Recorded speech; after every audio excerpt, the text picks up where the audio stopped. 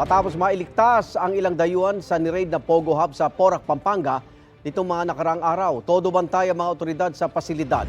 Kagabi, isa pang lalaking Chinese ang narinig nilang sumisigaw at kanilang ni-rescue mula sa nakandadong gusali. May unang balita si Jamie Santos. Sa rescue, sir. Rescue, DSWD. Rescue operation ito ng Presidential Anti-Organized Crime Commission kasama ang PNP SAF sa nakakandadong gusali sa loob ng illegal Pogo Hub sa Porac, Pampanga kagabi. You ask him if he wants to be rescued and if he wants help from the police. 他们是问，如果是你是需要他们警察的帮助对吗？你需要警察来帮助你对吗？对。Yeah.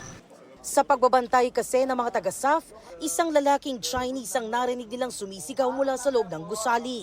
Gamit ang volt cutter, sinira ang kandado ng gusali kung nasaan ang Chinese. Pagpasok, dumiretso patungo sa ika-4 na palapag ang mga otoridad kung saan nakakulong ang lalaki.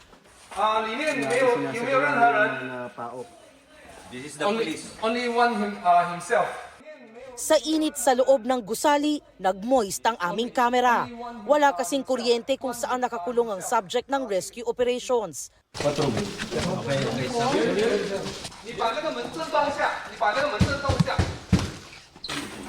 Sige, okay na kayo. Sa room number 4, natunto ng Chinese national. Nakitaan siya ng ilang pasa sa katawan. Kasama ang interpreter, kinausap ni Yusek Gilbert Cruz ang ni-rescue.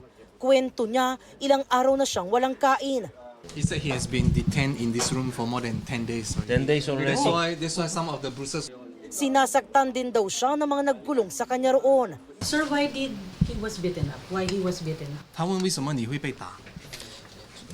因为他是做杀猪盘的，哦，他，然后你不想做是吧对，因为不想做，然后后来最开始我想走，然后？Because he said they are running the scamming business.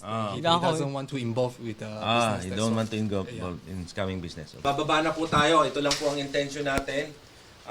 I-rescue lang po natin siya dahil humihingi po siya ng tulong sa atin.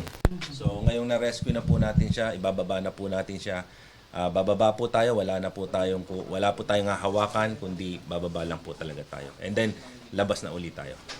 Matapos maisagawa ang rescue operation, isinakay sa ambulansya ang lalaki para madala sa ospital. Muli ring ikinandado ang gusaling pinasok.